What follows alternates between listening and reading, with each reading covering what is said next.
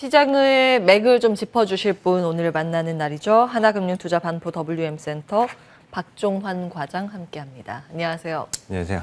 네, 자, 먼저 시장 보고 또 종목 선정 받아볼 텐데 시장 요즘 표정이 조금 한결 밝아진 분위기, 좀 편안해진 그런 장세인데요. 코스피 3,000선을 기존선으로 워낙 많이 거론을 하고 있어서요. 어떤 시각인지 궁금한데요. 일단 오미크론 이슈가 이제 찻잔 속의 태풍으로 지나가는 이제 그런 모습을 보여주고 있고요. 그래서 다시금 이제 미증시 같은 경우 나스닥 대비 다우의 움직임이 더 좋게 나오고 있고, 나스닥 같은 경우도 그동안 이제 상승폭이 컸었던 전기차와 비메모리 반도체 기업들 중심으로 좀 차익 매물이 나오는 이런 모습들을 보여주고 있습니다. 그래서 지난번 2,800 초반대 지수 하단을 한번 확인을 했었고, 그 부분이 이제 PBR 1배 수준이라고 말씀을 드렸었죠. 그래서 2,800포인트를 일단 하방 좀 지지권으로 보시면 될 것 같고요. 상단 가격은 한 3,300선. 그 박스 안에서 움직이는 움직임이 좀 당분간 이어지지 않을까 하는 전망을 해봅니다. 작년도 유동성으로 인해서 급격하게 올라왔었던 증시가 이제는 그런 금융 장세를 지나서 이제 실적 장세의 지금 중반 혹은 중반에서 후반 그 사이를 좀 돌고 있다라는 생각입니다. 실제 올해 상반기 주요 상장사들의 실적이 굉장히 이제 좋게 나왔었고, 그런 이제 실적에 의한 힘으로 지수가 그동안 이제 지탱이 되었었는데, 이러한 유사한 흐름이 2008년 리만 사태 이후에 전 세계적으로 유동성이 굉장히 크게 풀리면서 똑같이 한번 재현됐었던 사례가 있었는데, 2011년부터 2017년까지 당시 이제 6년 동안의 소위 말하는 박스피 장세가 계속 이어졌었죠. 그래서 사실 지수는 거의 변동이 없었고 박스 안에서 계속 제한적인 움직임을 보였지만 그 안에서도 굉장히 큰 시세 움직임을 보였었던 종목들이 사실 덜어 있었습니다. 가령 예를 들면 중국 소비재, 코스맥스나 아모레퍼시픽 같은 기업들, 그리고 뭐 호텔 신라 이런 카지노 면세 레저 업종들, 그리고 뭐 코오롱 생명과학 같은 또 바이오 틈새 시장에서 뭔가 기술력이 있는 이런 개별 기업들의 움직임들이 굉장히 좋았었는데, 사실 이제 내년도 실적에 대한 기대치가 올해보다 좀 더 이제 높아지기는 지금 쉽지 않은 상황에서 그렇다고 지금 시장의 바텀 자체가 급격하게 또 더 낮아지기는 어려운 상황임을 감안을 한다면 역시 어떤 탑다운보다는 바텀업, 그러니까 아래에서 위를 향하는 개별 종목 중심으로 좀 봐야 되지 않을까. 그래서 섹터 안에서도 좀 디커플링 되는 이제 모습들이 굉장히 좀 도드라질 수가 있다라는 관점으로 이제 내년도 2022년을 좀 바라보셔야 될 것 같습니다. 예. 숲보다 나무에 집중하는 전략이라고 보시네요. 네. 바텀업 전략 주셨고 하나하나 좀 찾아보겠습니다. 리오프닝주 먼저 점검을 해볼 텐데, 이게 변동성이 워낙 커서 사실 대응하기도 어렵고 예측하기도 어려운 쪽이 리오프닝 관련주이지 않을까 싶습니다. 그럼에도 불구하고 코로나19 확진자 수가 지금 폭증하고 있다 보니 이제 이 리오프닝 관련주를 어떤 관점으로 바라봐야 될까라는 고민이 계속 생기거든요. 어떻게 보고 계세요? 네, 일단 이제 대표적인 리오프닝 관련주가 이제 항공, 여행 정도를 이제 꼽을 수 있겠고, 또 면세, 뭐 백화점 이런 이제 소비주까지 포함이 될 수가 있겠는데요. 사실 그러한 코로나 변수에 의한 주가 움직임이 계속 이제 좀 연동되었었던 이런 흐름을 보여왔었고, 하지만 그 가운데에서도 예외적인 기업이 있었다라는 것을 또 참고를 하셔야겠습니다. 항공주들의 실적이 지금 분기별로 계속 적자를 기록을 하고 있거든요. 특히 저가 항공사들이 대부분 그렇죠. 그래서 뭐 진에어나 에어부산, 티웨이 항공 이런 저가 항공사들의 올해 분기별 순이익, 영업이익이 계속 적자지만 대한항공이 유일하게 거의 예외라고 보시면 되겠습니다. 지금 3분기 매출 2조 가운데 한 1조 6천억 가량이 지금 이 항공 화물 매출로 지금 다 발생을 하고 있는 상황이고, 그래서 올해 합산 영업이익이 지금 1조 1천억 가량으로 지금 예상이 되고 있거든요. 3분기, 4분기 영업이익이 지금 한 4천억 가량 지금 전망이 되고 있는데, 이게 거의 뭐 최근 3년 사이에 최고 분기별 지금 실적이라고 보시면 되겠습니다. 그 얘기는 이제 사람들의 어떤 여행에 의한 수요는 많이 뺐겠지만 그것을 초과하는 그런 수요를 지금 화물, 여객을 통해서 지금 커버를 하고 있다라고 보시면 되겠고요. 그래서 대한항공 같은 경우는 코로나가 많이 발생하면 또 많이 발생하는 대로 이 화물 분야의 매출이 크게 늘어나고, 또 반대로 또 사람들의 어떤 글로벌 이동이 잦아지면 잦아질수록 그에 대한 또 수혜를 볼 수 있는, 그래서 더 이상 코로나가 변수가 아닌 어떤 하나의 상수로 지금 작용하는 거의 유일한 종목군이라는 점에서 봤을 때 우리가 리오프닝 관련주 중에서는 이런 좀 실적의 안정성을 담보할 수 있는 대한항공을 좀 주목해보자라는 의견을 제시를 해드리겠습니다. 네. 리오프닝 관련주와 별개로 보시는 거예요? 대한항공을 그러면? 그러니까 리오프닝에 대한 수혜도 볼 수가 있고요. 예. 충분히 이제 보통 일반적인 사람들의 인식이 항공주들의 움직임이 좋아진다. 이런 이제 관점이 있겠죠. 그래서 리오프닝에 대한 그런 이야기 또 뉴스에 톤업되는 분위기가 나올 때 충분히 수혜를 봄과 동시에 반대로 또 다른 뭔가 코로나 변이가 출현한다든가 아니면 확진자가 더 폭증한다 하더라도 그에 대한 피해는 이제 보지 않는 그런 거의 이제 유일한 항공 업종이다, 항공 기업이다라고 보시면 되겠습니다. 대한항공 눈여겨보고 계시고요. 이제 화학주 이야기를 해보겠습니다. 요즘 이제 화학주가 가격 조정을 많이 받다 보니 이제 가격에 대한 부담이 덜어진 탓인지 화학주가 반등세를 좀 시연을 하고 있는 분위기고 증권가에서도 거론은 조금 되고 있습니다. 어떻게 보세요?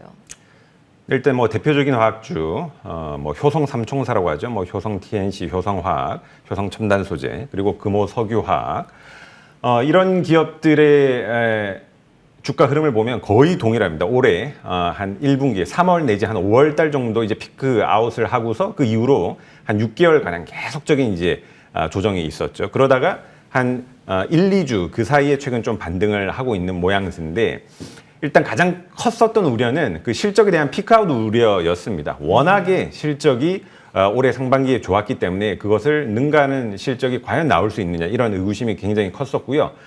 그로 인해서 주가가 이제 계속 하락하면서 그 하락의 정도가 굉장히 깊어지면서 그에 따른 그 밸류에이션, 가치의 매력이 지금 생겼었던 구간이었었거든요. 그래서 지금 화학기업들은 1차적으로 지금 소위 말하는 밸류에이션 콜, 가치의 매력이 지금 좀 발생한 지금 상황이다라고 보는 관점이 맞겠다라는 생각입니다. 대표적인 예로 효성 TNC 같은 이제 스판덱스 화학기업을 보시면은 올해 영업이익이 예상치가 뭐 1조 4천억 가량 되는데 시가총액이 한 2조 6천억밖에 되질 않습니다.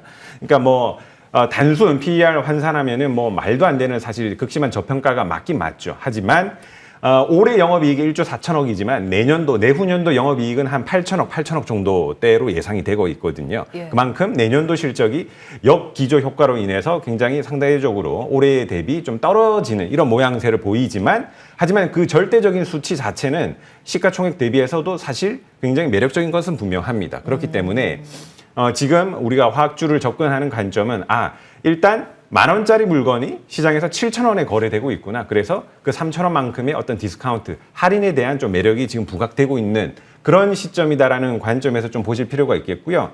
그래서 이제 실제 이런 화학 기업들의 어떤 동향을 나타낼 수 있는 핵심 지표 중 하나가 이 에폭시 수지 가격이 되겠는데요. 이것이 건설이나 토목이나 뭐 조선, 전기, 전자 두루 모든 산업에 걸쳐서 쓰이는 화학 소재라고 보시면 되겠는데 이 가격이 지난 4월 달에 5,000불을 넘었다가 다시 하락한 이후에 다시금 지금 5,000불을 지금 넘어서고 있는 상황입니다. 그만큼 지금 화학 업종의 어떤 상황 자체는 여전히 우리가 생각했었던 것만큼 큰 우려의 수준으로 가고는 있지 않고 있고 또 중국에서 지금 석탄 가격이 계속적으로 올라오면서 그것에 대한 반사 수혜를 국내 기업들이 입을 수 있는 상황임을 감안을 한다면 지금 밸류에이션 단의 매력 있는 화학 기업들 단기 이제 기술적 좀 반등 일단 차원에서 접근해보자라는 의견 제시드리겠고요. 가장 큰 좀 어떤 가치 대비 가격의 괴리가 큰 효성 TNC를 좀 눈여겨보자라는 의견까지 덧붙여 말씀드리겠습니다. 네. 가격 매력이 부각될 시점이라고 보신 거예요. 화학주에 대해서 긍정평가 주셨는데 종목을 효성 TNC에 주목을 하셨습니다. 스판덱스 쪽. 네, 맞습니다. 스판덱스 이것이 뭐 네. 소위 말하는 이제 뭐 레깅스라든가 아니면은 또 이런 운동복. 네, 맞습니다. 이런 데 운동복 많이 이런 쪽에 들어서. 많이 쓰이는데 실제 지금 인도에서 굉장히 수요가 지금 폭증하고 있는 상황이 되겠고요. 예. 인도가 지금 이제 중산층이 많이 늘어나고 굉장히 이제 폭발적으로 인구가 또 늘어나는 이런 과정에서 지금 수요가 급증하면서 효성 TNC 같은 경우도 내년도 또 실제 인도 쪽에 공장 증설까지 지금 예정을 하고 있는 상황입니다. 그래서 중국에 이어서 지금 가장 큰 세계 주요 소비처로 부상하는 상황임을 감안을 한다면 앞으로 이 인도 시장의 또 상황에 따라서 이 밸류에이션의 매력을 넘어서서 어떤 이것이 추가적인 모멘텀으로 또 작용을 할 수 있다는 점까지 염두에 두시면 좋겠습니다. 네. 효성 TNC 기억해 보도록 하고 조선주 이야기를 해보겠습니다. 이쪽 업황이 좋다는 얘기는 정말 많이 나오잖아요. 수주도 뭐 역대급이고 선가도 지금 13년 내 최고치라고 하던가요? 근데 주가는 13년 내 최고치가 뭐예요? 1년 내 최고치도 지금 못 가고 있는데 어떤 대응 전략이 필요하겠습니까? 네, 일단 조선주 뭐 수주 좋다라는 얘기가 계속 나왔었죠. 실제 올해 조선 3사의 지금 누적 수주액이 445억 달러, 작년도 수치가 211억 달러였었거든요. 그러니까 2배 이상 늘어났는데도 막상 조선 기업들의 주가 흐름이 그렇게 좋지는 못했다. 그 이유가 한 두 가지 정도 꼽을 수가 있겠는데요. 첫 번째가 이 대우조선해양 그 분식회계 사건 이후로 이 수익에 대한 인식 기준이 굉장히 보수적으로 바뀌었습니다. 그래서 실제 수주가 있는다고 해도 그것이 실제 매출까지 이어지기까지는 통상 한 2년 정도의 과정 기간이 필요하거든요. 그래서 이제 올해가 지나고 한 내후년부터 이제 본격적으로 실적이 인식이 되기 시작할 것이다라는 점. 그리고 두 번째가 이 철광석 가격인데 이것이 조선사에서 배를 만들 때 필요한 그 후판 가격과 이제 직결이 되는 원재료입니다. 철광석 가격이 실제 이제 올해 상반기 때 원재료 가격들이 이제 급등하면서 220달러까지 올라갔었는데 지금 뭐 100달러 초반대까지 내려와 있거든요. 이 얘기는 앞으로 이제 조선사가 신규 또 그런 수주 물량들에 대해서 굉장히 이 가격대에 대한 이제 메리트가 생기는 구간임을 감안을 했을 때 이 두 가지 요인들에 대한 이제 디스카운트 부분이 점차적으로 해소되어 가는 이제 방향으로 전개가 되어 갈 것이다라고 보시면 좋겠고요. 좀 탑픽 기업으로는 현대미포조선을 좀 말씀드리도록 하겠습니다.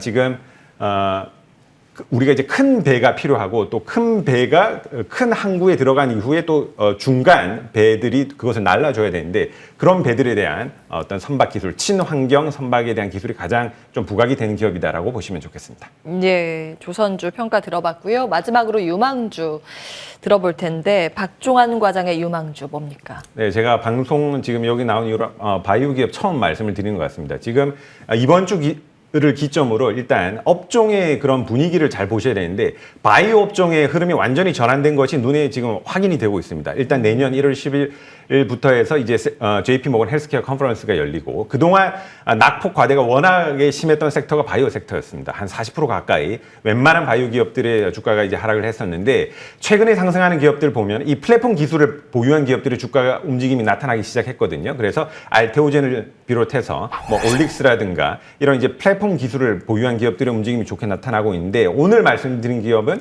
알테오젠이 되겠습니다. 지금 내년도 아일리아 바이오 시밀러 임상 3상 추진의 예정이 되어 있고 그리고 지금 이 정맥 주사를 피하 주사로 변형시키는 이 플랫폼 기술을 가지고 이미 3건의 기술 수출을 진행을 했었는데 이것이 내년에도 지속적인 기대감이 지금 커져가는 상황이기 때문에 지금 업종의 기류가 바이오 쪽으로 지금 투심이 쏠리는 현 과정에서 지금 오늘도 흐름이 지금 장 초반이지만 상대적으로 바이오 업종 좋게 나타나고 있다라는 관점에서 알테오젠 말씀드리도록 하겠습니다. 유망주 알테오젠까지 확인해봤습니다. 하나금융투자 박종환 과장 함께했고요. 저희도 여기에서 마무리해야겠네요. 한 주간 시청해주신 여러분 고맙습니다.